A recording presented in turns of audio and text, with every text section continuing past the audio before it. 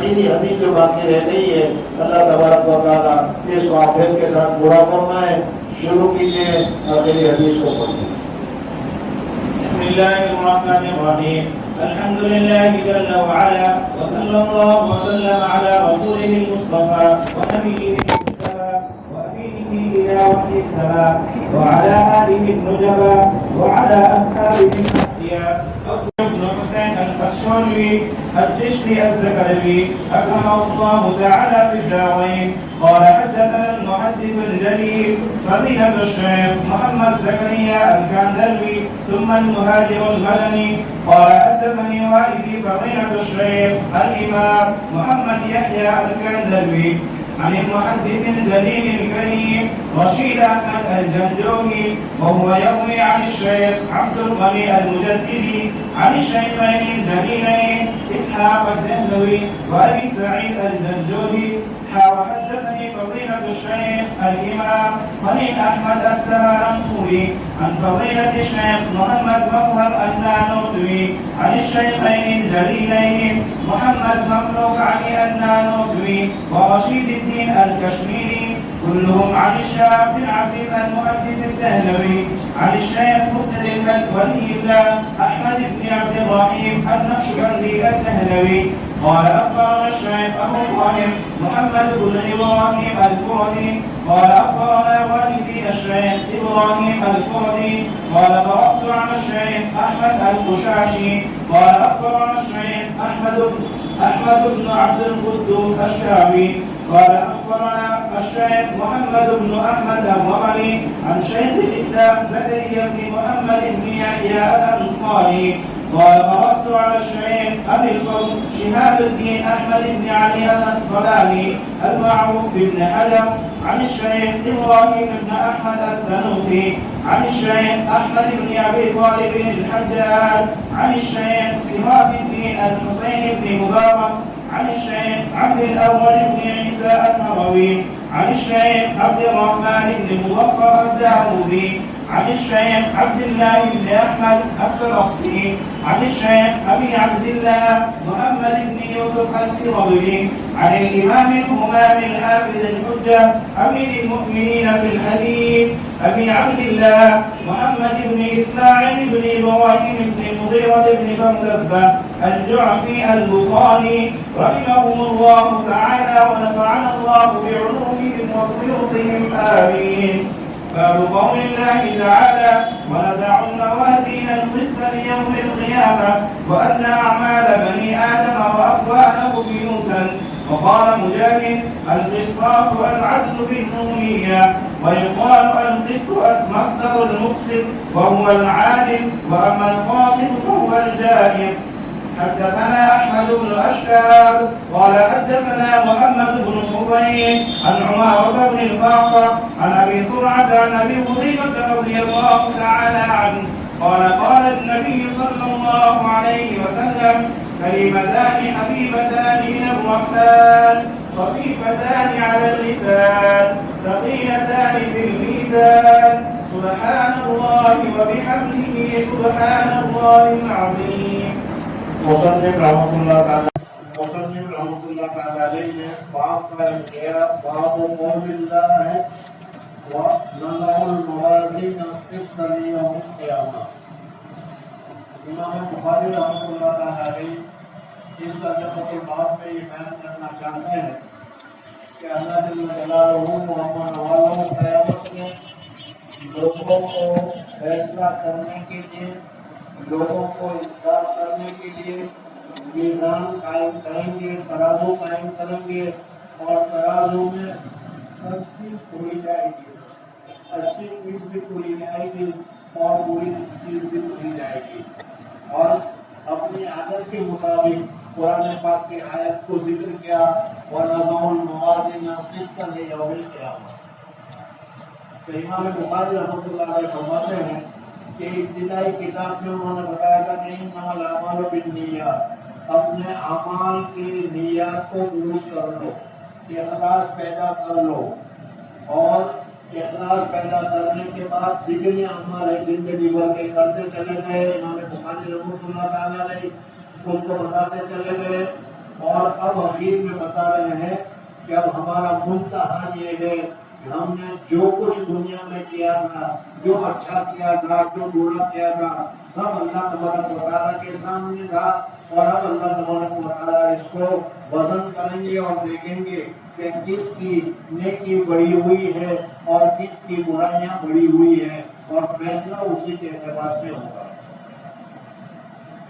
تو امام بخاری رحمۃ اللہ علیہ فرمانا چاہتے ہیں کہ قیامت میں میزان قائم ہوگا اور میزان پر ہر ایک کے اعمال کو تولا جائے گا، پرکھا جائے گا اور اس کے حساب سے فیصلہ کیا جائے گا۔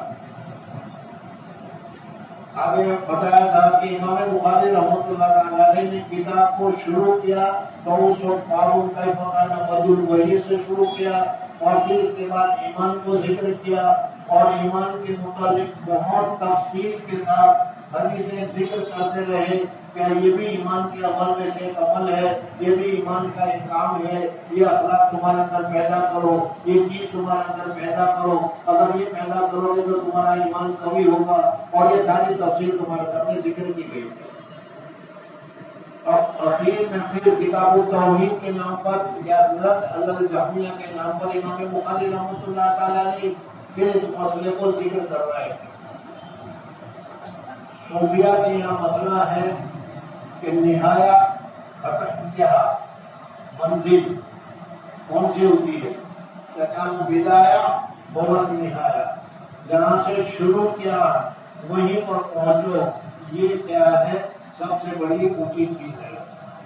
الفاظ کے ذریعے سے تو شاید سمجھ میں نہ آئے، لیکن ذرا اور مثال کے ذریعے سے دیکھو تو اس طریقے سے سمجھ لو کہ جس وقت ہم پیدا ہوئے تھے، ہم چھوٹے بچے تھے، جب تک بولتے بھی نہیں ہوئے تھے، اس وقت ہمارے دل میں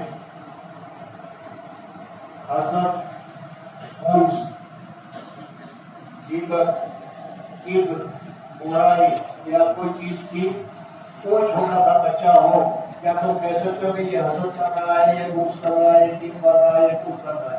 یہ تو اللہ تبارک و تعالیٰ نے ہمیں بالکل صاف شفاف پاکیزہ دل عطا فرمایا تھا، اور اسی کو حضور اکرم صلی اللہ علیہ وسلم نے فرمایا کل مولود یولد علی الفطرۃ، جیسے ماحول میں پلے، جیسے ماحول میں بڑے ہوئے، وہ ابواہ ہو اور اس کے ماں باپ اس کو یہودی، نصرانی، مجوسی بنا دیتے۔ تو ابتدا میں ہمارا دل بہت پاک اور صاف تھا، اگر ہمارے محلے کا ماحول، ہمارے گھر کا ماحول، ہمارے ملک کا ماحول کا اثر ہمارے اوپر نہ پڑتا تو ٹھیک تھا، لیکن ہمارے یہاں تو پہلے ہی دن سے اثر پڑنا شروع ہو جاتا ہے۔ بچے کو ہم خود ہی جھوٹ سکھلاتے ہیں، بچے کو ہم خود ہی برائی سکھلاتے ہیں، جس کے بہت سارے واقعات ہیں۔ بہرحال اللہ تبارک و تعالیٰ نے ہمیں پاک اور صاف دل دیا تھا، لیکن وہی دل آج کس طریقے سے، کس حالت میں ہے، ہر ایک آدمی جانتا ہے کہ حسد اس میں بڑی پڑی ہے، بغض اس میں بڑا پڑا ہے، اور کیا دوسری ساری رضائیں جس کو اخلاق حسینہ سے ثابت کرتے ہیں وہ سارا ہمارے دل میں بڑا پڑا ہے، اور اسی وجہ سے ہمارا دل شیطان کا کھلونا بن گیا، وہ جس طرح چاہتے ہیں وہ ہمارے دلوں کو پھراتا رہتا ہے، اور اسی وجہ سے بیعت ہونا یا معاملات کی پابندی کرنا یا مجاہدہ کرنا وغیرہ سکھلایا جاتا ہے کہ پھر سے ہمارا وہ دل جو حسد بغض لیے ہوئے تھا ان میں سے ساری چیزیں، ساری برائیاں نکل جائے اور خالص پاک اور صاف رہ جائے، تاکہ اس میں اللہ تبارک و تعالیٰ کی محبت، تاکہ اس میں رسول اللہ صلی اللہ علیہ وسلم کی محبت اس میں داخل ہو سکے۔ تو امام بخاری رحمۃ اللہ تعالی نے اپنی کتاب کو ایمان سے شروع کیا، اور تمام چیزوں کو بتانے کے بعد رجوع، نماز، روزہ، زکوٰۃ، حج، شادی، نکاح، بیاہ، تجارت وغیرہ سب کچھ ذکر کرنے کے بعد آخر میں پھر ایمان کے اوپر امام بخاری رحمۃ اللہ تعالی اپنی کتاب کو ختم فرما رہے ہیں۔ وہاں پر ایمان کا مشکل پہلو تھا کہ ایمان میں یہ چیزیں چاہیے، یہ چیزیں چاہیے، یہ چیزیں چاہیے۔ یہاں پر ایمان کے سلسلے میں حضور صلی اللہ علیہ وسلم کی نبوت کا دور ختم ہونے کے بعد یا قیامت کا قرب شروع ہونے کی وجہ سے لوگوں کے ذہنوں میں جو خرابیاں، جو برائیاں، یا جن لوگوں نے اپنے ذہن ہی کو، اپنے دماغ ہی کو، اپنے عقل ہی کو معیار بنا رکھا ہے اور اس معیار کے ذریعے سے جو ان کو صحیح سمجھ میں آتا ہے وہ کہتے ہیں کہ یہی شریعت ہے۔ امام بخاری رحمۃ اللہ تعالیٰ نے ان کی تردید فرما رہے ہیں، اور جیسا کہ جہمیہ کا لایا تھا تو بتایا کہ جہمی میں صفوان یہ سب سے پہلا آدمی تھا جس نے اسرائیل کو پھیلا کیا۔ آج اگرچہ وہ دنیا میں نہیں ہے لیکن اس نے جو برائیاں پیدا کی تھی یا جس چیز کی طرف انہوں نے رہنمائی کی تھی، آج اس کے ماننے والے آج بھی پائے جاتے ہیں۔ بزرگوں اور دوستوں، بدر وحی میں بتایا تھا کہ اللہ تبارک و تعالیٰ نے ہمیں بہت ہی اونچی چیز عطا فرمائی ہے، وہ دماغ، لیکن دماغ بھی منتہا نہیں ہے۔ اس کی بھی غلطی ہے، اس کو بھی سمجھنے میں یا اس کو بھی کسی چیز کے ماننے میں غلطی ہو جاتی ہے۔ اور مثال بتائی تھی حضرت شیخ الہند رحمۃ اللہ تعالیٰ علیہ کی کہ رات کو بارش کے موقع پر بہت سارے بادل آسمان پر ادھر سے ادھر جاتے ہیں تو وہ بادل جاتے ہوئے دکھائی نہیں دیتے، لیکن چاند ہمیں بھاگتا ہوا نظر آتا ہے، حالانکہ چاند اپنی جگہ پر ہے، ہماری آنکھ دھوکہ کھا جاتی ہے۔ ریل گاڑی میں بھی اس طریقے سے ہوتا ہے۔ اس وجہ سے صحیح تعلیم اور صحیح معیار اگر کوئی ہے تو وہی ہے کہ وہی میں لا ریب فیہ، کسی قسم کا کوئی شک نہیں، جس میں کسی قسم کی کوئی زنجان نہیں، وہی سے جو بات ثابت ہوئی وہ صحیح ہے۔ ہماری عقل میں آئے تو بھی اور عقل میں نہ آئے تو بھی، لیکن آج بھی بہت سارے لوگ وہی کے مقابلے میں اپنی عقل کو معیار ٹھہراتے ہیں اور وہ غلطی کرتے ہیں۔ وہاں میں صفوان بھی ایسا ہی تھا، اس وجہ سے انہوں نے کہا کہ اللہ جل جلالہ کے یہاں حساب ہوگا، حساب کتاب ہوگا، ہر ایک کا حساب کتاب ہوگا، وہ تو اپنی جگہ پر صحیح ہے، قرآن میں بھی ہے، ہمارا بھی عقیدہ ہے، لیکن تم جو کہتے ہو کہ وہاں پر میزان قائم ہوگا، ترازو قائم ہوگا، یہ ہماری سمجھ میں نہیں آتا۔ اس وجہ سے کہ ہمارا عمل جو ہے وہ عمل تو ہے کیا ہے کہ عرضی چیز، بول لیا، کیا بولا خود پتا نہیں، کر لیا کیا کیا خود پتا نہیں، اس کا تو وجود ہے ہی نہیں۔ جب وجود ہے نہیں تو توڑنے میں تو ایسی چیز ہونی چاہیے جس کا وجود ہو، اور چونکہ ہمارے عمل کا، ہمارے افعال کا، ہمارے اقوال کا، ہمارے احوال کا کوئی معیار نہیں ہے، اس کا کوئی وجود نہیں ہے، اس وجہ سے توڑنے والی بات کو ہم صحیح نہیں مانتے۔ امام بخاری رحمۃ اللہ تعالیٰ علیہ اس ترجمہ الباب سے ان کے اوپر تنقید کرتے ہیں اور کہتے ہیں کہ نہیں، اللہ جل جلالہ کے یہاں میزان قائم ہوگا اور توڑا جائے گا اور توڑ کر بتایا جائے گا کہ تیری نیکی یا تیری برائیاں کم ہے یا زیادہ ہے، اسی کے اعتبار سے فیصلہ ہوگا۔ اور اس وجہ سے قرآن پاک کی آیت وَنَضَعُ الْمَوَازِينَ الْقِسْطَ لِيَوْمِ الْقِيَامَةِ قرآن پاک میں نازل ہوئی ہے، اس سے معلوم ہوا کہ میزان ہوگا۔ اب اس کے بعد دوسری بات اس میں آتی ہے کہ موازین جمع میزان کی، یعنی ترازو میں قائم ہوگی یا ترازو قائم ہوگا۔ اب اس میں کہ ایک ترازو ہوگا یا کئی ترازو ہوں گے، ایک قول تو یہ ہے ایک ہی ترازو ہوگا۔ حدیث پاک میں بھی آتا ہے کہ قیامت میں جو ترازو قائم کیے جائیں گے اس کے پلڑے اتنے بھاری، اتنے بڑے اور اتنا موٹے ہوں گے کہ جس میں ایک پلڑے میں ساتوں آسمان اور ساتوں زمین آ جائے، جس سے اندازہ لگا لوگوں کو ترازو کتنا بڑا ہوگا۔ اور جو چیز بڑی ہوتی ہے تو اس بڑی کو کیا جمع کے سیگے کے ساتھ ہی احترام کی وجہ سے ذکر کیا جاتا ہے، اس وجہ سے یہاں موازین کہا گیا، حالانکہ موازین نہیں بلکہ میزان ایک ہی ترازو قائم کیا گیا۔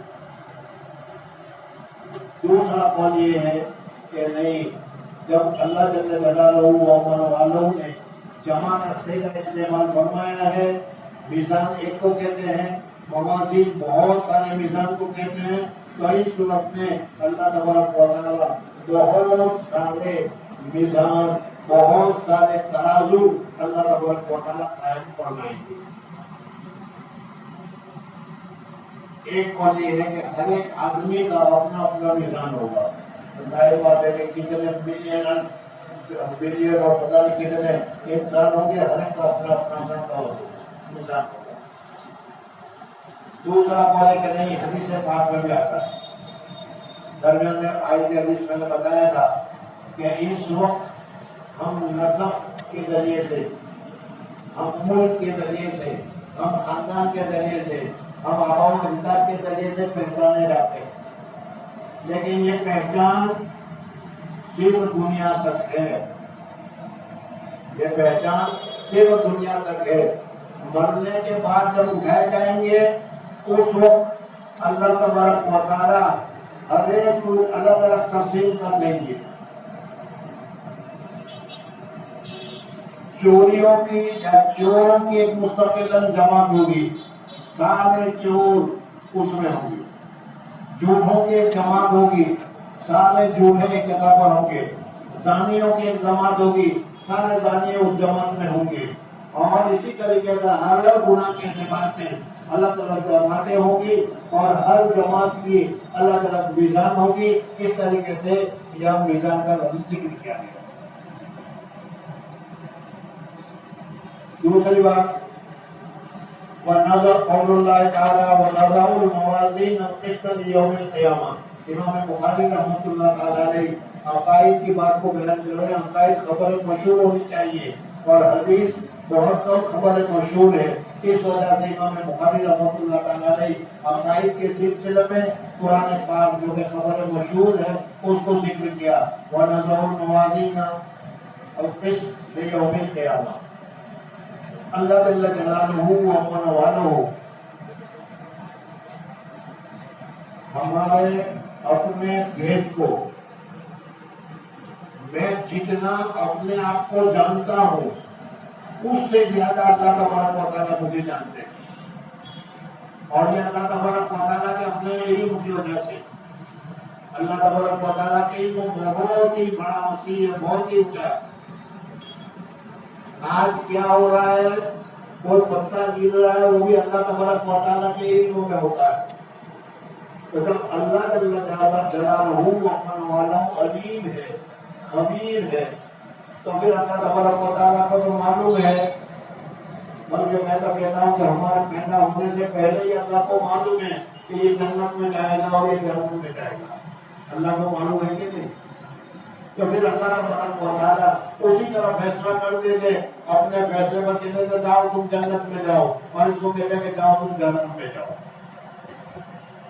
بزرگوں اور دوستوں، قیامت اور مرنے کے بعد دوبارہ زندہ ہونے کے جو حالات ہیں، حدیث پاک میں جس کو تفصیل کے ساتھ بتایا گیا ہے، ہم اس کو کبھی سوچتے بھی نہیں اور کبھی ہمارے دل پر یہ خیال بھی نہیں آتا کہ مرنے کے بعد کیا ہوگا.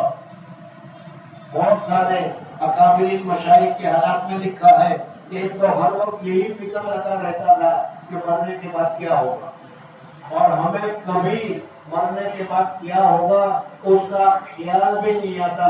سوچنا اور تصور کرنا تو دوسری بات، بہت ہی سخت مرحلہ ہوگا. حضرت انبیاء کرام علیہ السلام وہ خود کہیں گے کہ اللہ جل جلالہ ومن والہ اتنے جلال میں ہے، اتنے جلال میں ہے کہ اتنے جلال میں اللہ تبارک و تعالیٰ کبھی نہیں آئے، اور آئندہ کبھی دوسرا موقع ایسا نہیں آنے والا کہ اللہ تبارک و تعالیٰ ایسے جلال میں ہوں گے. انبیاء کہیں گے کہ ہمیں ڈر لگتا ہے کہ ہم سے جو چوک ہو گئی تھی کہیں ہمیں نہ پوچھ لے. بزرگوں اور دوستوں، اس وقت میرا آپ کا ہمارا کیا حال ہوگا ہم نے کبھی اس کے متعلق سوچا ہی نہیں. حضور صلی اللہ علیہ وسلم نے فرمایا کہ اس دن ایک نئی زمین قائم کر دی جائے گی اور سورج سر پر آ جائے گا، پانی بھرپور ہوگا اور ہر ایک آدمی ننگ ڈھڑک ہوگا اور پسینے میں سرابور ہوگا، اور وہ نئی زمین جو بنے گی وہ بھی کتنے فیٹوں تک پسینے کی وجہ سے گری ہوئی ہوگی، اور اسی پسینے میں ہر ایک آدمی ہوں گے اور پریشان ہونا ہے.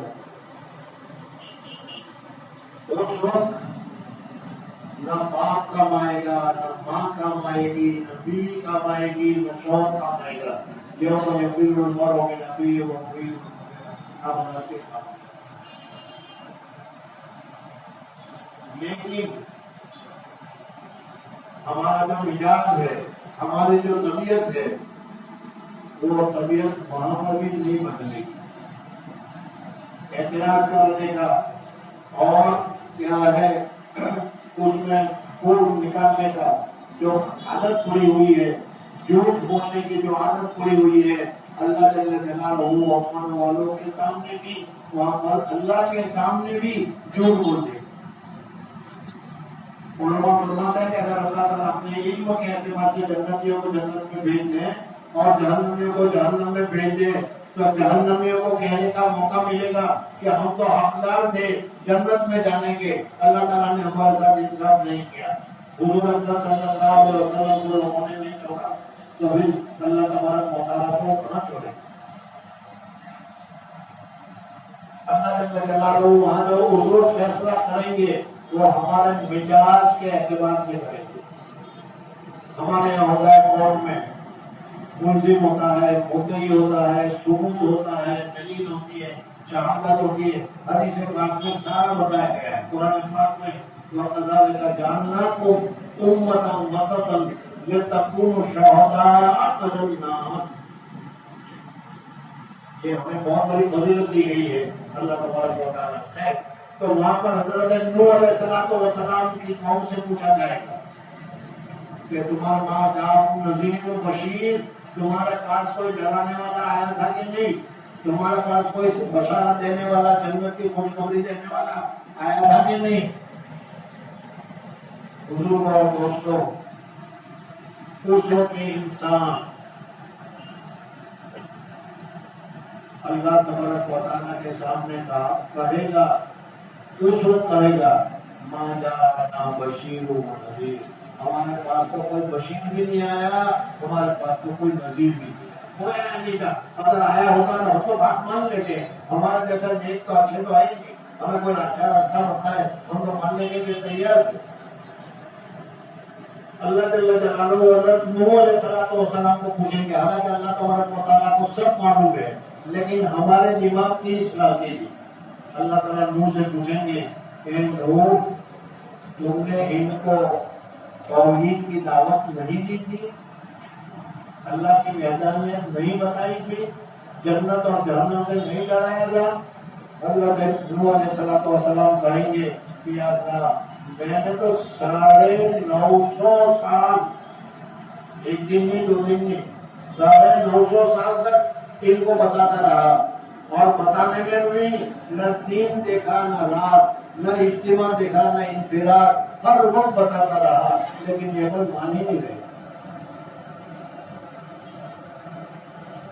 اللہ تبارک و تعالیٰ فرمائیں گے کہ ثبوت پیش کرو، یا بھی جج کے تھا نا، ثبوت پیش کرو، ثبوت پیش کرو کہ تم نے 950 سال تک قوم کو ڈرایا۔ حضرت نوح علیہ السلام ثبوت کو تلاش کرنے کے لیے نکلے گی۔ وہاں پر حضور اکرم صلی اللہ علیہ وسلم کی امت، بزرگوں اور دوستوں، میں کہا کرتا ہوں کہ ہمارے جیسے جھوٹے لچے لفنگے حضور اکرم صلی اللہ علیہ وسلم کی سنت کے مخالف، اللہ تبارک و تعالیٰ کے نافرمان، لیکن ایک نسبت ہمارے ساتھ ہے حضور صلی اللہ علیہ وسلم کے امتی۔ اس امت کی نسبت کی وجہ سے حضرت نوح علیہ السلام آئیں گے تو یہ امت کہے گی کہ ہم گواہی دینے کے لیے تیار ہیں کہ تم نے 950 سال تک خدمت کی۔ حضرت نوح علیہ السلام خوش ہو جائیں گے اور اللہ جل جلالہ اپنے والوں کے سامنے جا کر کہیں گے کہ اللہ میں ثبوت لے کر آیا ہوں کہ میں نے 950 سال تک ان کو سمجھایا۔ کون ہے؟ یہ امت محمد۔ وَكَذَلِكَ جَعَلْنَاكُمْ أُمَّةً وَسَطًا لِتَكُونُوا شُهَدَاءَ عَلَى النَّاسِ۔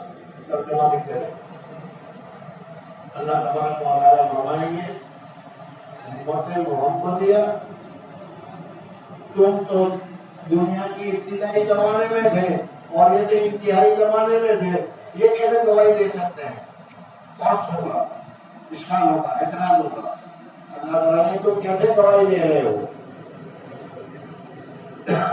امت محمد یہ گواہی دے گی کہ ہمارے پاس ایک رسول آیا تھا، اس رسول پر اللہ تبارک و تعالیٰ نے کتاب نازل کی تھی، اور اس کتاب میں اللہ تعالیٰ نے کہا کہ حضرت نوح علیہ السلام نے 950 سال تک ان کو سمجھایا، لیکن یہ نہیں سمجھے، اس وجہ سے ہم گواہی دینے کے لیے تیار۔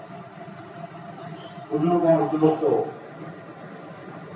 میں یہ بتانا چاہ رہا تھا کہ اللہ تبارک و تعالیٰ وہاں جو انصاف کریں گے وہ انصاف ہمارے مزاج کے اعتبار سے کریں گے، تاکہ کسی کو یہ کہنے کا موقع نہ ملے کہ مجھے تو خواہ مجھے تو دشمنی کی وجہ سے، مجھے تو فلانے کے ساتھ تعلق کی وجہ سے، مجھے تو فلانے کے ساتھ تعلق کی وجہ سے جہنم میں ڈالا، یہ کہہ نہ سکے، بلکہ ہر ایک آدمی کو معلوم ہو کہ مجھے جو جنت ملی وہ میری کرمی کی وجہ سے ملی، میرے عمل کی وجہ سے ملی، مجھے جو جہنم ملی وہ میرے بدکرداری کی وجہ سے ملی۔ اس وجہ سے اللہ تبارک و تعالیٰ میزان کو قائم کریں گے اور میزان میں تولا جائے گا۔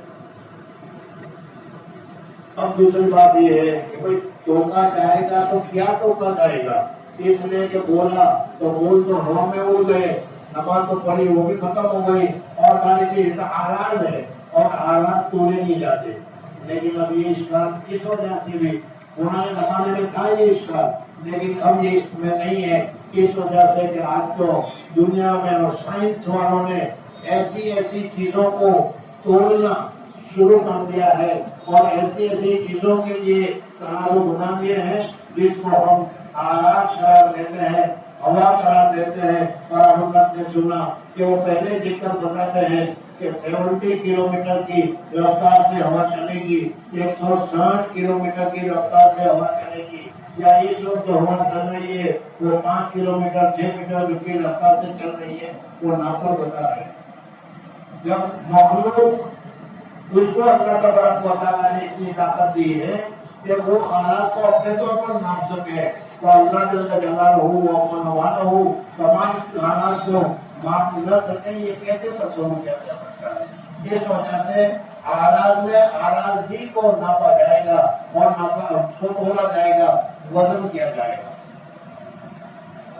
بعض حضرات فرماتے ہیں کہ ہمارے یہاں دائیں اور بائیں کرام کاتبین بیٹھے ہوئے ہیں، اور وہ ہمارا ہر پل کا حساب اور ہر پل کی چیزیں لکھ کے چلے جا رہے ہیں۔ ہماری زندگی میں 60 سال 70 سال 80 سال 90 سال 100 سال کی زندگی میں پتہ نہیں کتنے دفتر تیار ہو گئے، وہ دفتر تو لے جائیں گے، اور حدیث سے اس کا ثبوت یہ ہے کہ قیامت میں ایک آدمی کو لایا جائے گا کہ جس کے سامنے 99 دفتر، اور ایک دفتر اپنی نظر کی لمبائی کا لمبا وہ ہوگا۔ وہ آدمی دیکھ کر کہے گا کہ کیا کرو گے؟ آپ کے دیکھ لیا یہ سارے گناہ کے دفتر ہے، میرے گناہ زیادہ ہے، جہنم میں بھیج دو۔ اللہ جل جلالہ مومن والے فرمائیں گے کہ آج کسی کو ظلم نہیں کیا جائے گا، شرعیہ و خیریہ، ذرا سی خیر ہوگی اللہ تعالیٰ سامنے پیش کر دیں گے، کہا کہ دیکھو فرشتوں کو کہا ان کے نام اعمال میں حدیث پاک میں آتا ہے کہ انگوشت کے ناخن کے ٹکڑے کے برابر ایک کاغذ ملے گا، اور اس کاغذ پر لکھا ہوگا اشہد ان لا الہ الا اللہ واشہد ان محمد عبدہ ورسولہ۔ کاغذ پر لکھا ہوگا لا الہ الا اللہ محمد رسول اللہ۔ اللہ جل جلالہ فرمائیں گے اس کو میزان میں رکھو۔ وہ آدمی کہے گا ظاہر بات ہے کہ اتنے لاکھوں ٹن کے رجسٹر گناہوں کے بھرے پڑے ہیں، اس میں ایک پرچہ کیا کام آئے گا؟ لیکن اللہ تبارک و تعالیٰ فرمائیں گے کہ نہیں، اور اس صورت میں کیا ہے جو پرچہ رکھا جائے گا تو وہ ایمان والا پرچہ جھک جائے گا، اور دوسرے سارے جو رجسٹر ہیں وہ سارے کے سارے رجسٹر ہلکے ہو جائیں گے اور مٹ جائیں گے. بزرگوں اور دوستوں، اس میں بھی شاید کسی کو صبح ہو کہ لا الہ تو بہت پڑا، لیکن اللہ کے یہاں تعداد کا اعتبار نہیں. ابھی مقدس میں آئے گا اللہ تبارک و تعالیٰ کے یہاں تعداد کا اعتبار نہیں. یہاں تو تعداد کا اعتبار کرتے ہو، میں نے 50 گھر کی ہے، 60 گھوڑے کیے ہیں، میں نے اتنے آدمی کو کھلایا ہے وغیرہ وغیرہ. لیکن اللہ تبارک و تعالیٰ کے یہاں وزن ہوگا، اعتبار ہوگا تو صرف اخلاص کا ہوگا. جتنا جس عمل میں اخلاص ہوگا اس اخلاص کے عمل کی قدر ہوگی، اور جس میں اخلاص نہیں ہوگا وہ ہلکا ہوگا اور اٹھانے جائے گا. میں کہا کرتا ہوں کہ پتہ نہیں اس آدمی نے کس اخلاص کے ساتھ کس حالت میں لا الہ پڑھا ہوگا کہ اس کا بیڑا پار ہوگا.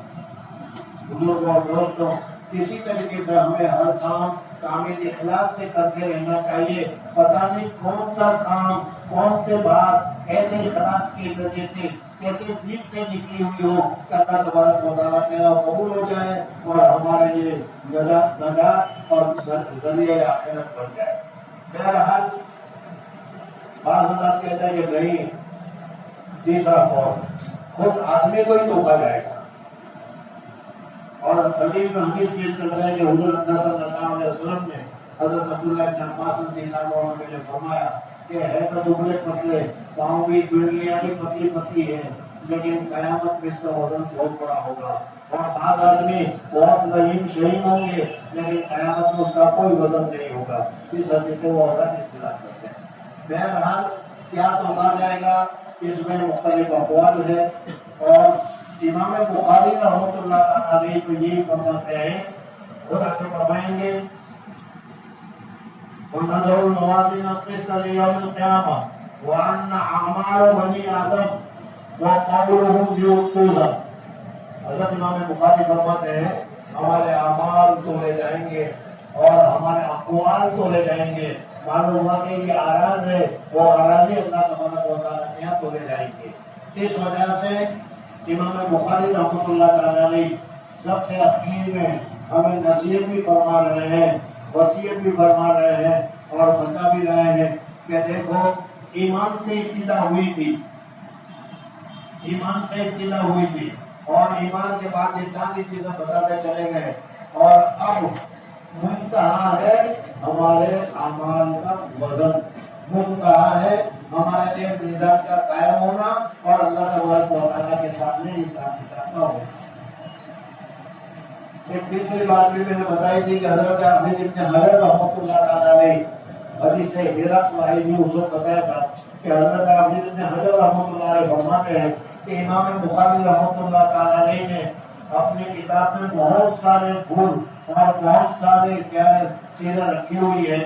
ان میں سے ایک یہ ہے کہ ہر کتاب کو جب وہ ختم کریں گے تو اس میں اخیر کا لفظ آئے گا. اخیر چیز یہ ہوگی، اخیر چیز یہ ہوگی. اس کے حساب سے اخیر چیز ہماری زندگی کا حساب کتاب ہے، اور حساب کتاب کے بعد تو کچھ ہے ہی نہیں. اگر جنت میں چلے گئے تو جنت ہے اور جہنم میں چلے گئے تو اللہ محفوظ ہے. اخیر صرف حساب کتاب کے بعد یہ میزان ہے. حافظ ابن حجر رحمۃ اللہ علیہ فرماتے ہیں کہ امام بخاری نے فرمایا ہمارے حضرت اقدس نور اللہ برکتہ فرما کرتے تھے کہ حافظ ابن حجر جو فرماتے ہیں وہ بات بالکل صحیح، ٹھیک ہے، غلط نہیں ہے. اور جہاں جہاں میں جو الفاظ آیا تھا میں نے سبق میں بتایا بھی تھا لوگوں کو. لیکن حضرت شیخ فرماتے ہیں کہ میری رائے یہ ہے کہ امام بخاری رحمۃ اللہ تعالیٰ علیہ جب بھی کتاب کو ختم فرماتے ہیں تو اپنی موت کو یاد دلا دیتے ہیں کہ بھائی دیکھ مرنا ہے، مرنے کے علاوہ چارہ کار نہیں ہے، ہر ایک کو مرنا ہے اور مرنے کے بعد حساب کتاب دینا ہے. اس وجہ سے مرنے کے بعد حساب کتاب میں کچھ کام آئے ایسا کام کر کے جاؤ. تو اس طریقے سے حضرت امام بخاری ہر وقت اپنی موت کو دکھلا رہے ہیں.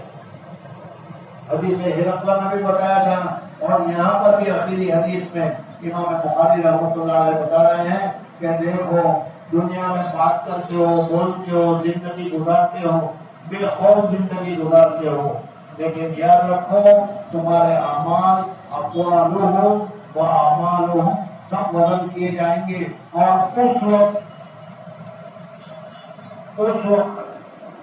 वजन उसी का होगा जिसमें इखलास हो, जो अल्लाह दीन के लिए किया गया हो, जो नमाज अल्लाह ही की रजा के लिए पढ़ी गई हो, जो तिलावत अल्लाह ही की रजा के लिए पढ़ी गई हो, उसका इखलास के एतबार से वजन होगा। और ये कि हमारे बनी आदम और उसके अक़वाल को तोड़ा जाएगा। इस वजह से इमाम बुखारी रहमतुल्लाह अलैह फरमाते हैं कि जहाँ इब्न सफ़वान वगैरह जो मना करते हैं ये सही नहीं है, ये गलत है। कुरान और हदीस से जो सही अक़ीदा मालूम होता है वो ये